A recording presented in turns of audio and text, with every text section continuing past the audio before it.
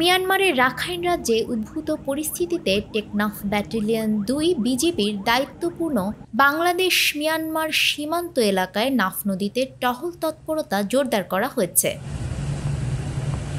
সোমবার টেকনাফ ব্যাটালিয়নের BRM-৬ হতে BRM-১০ পর্যন্ত নাফ নদীর ঝুঁকিপূর্ণ স্থান এবং বাংলাদেশের জলসীমায় বিদ্যমান দ্বীপের আধিপত্য বিস্তারের নৌটহল পরিচালনা করা হয়।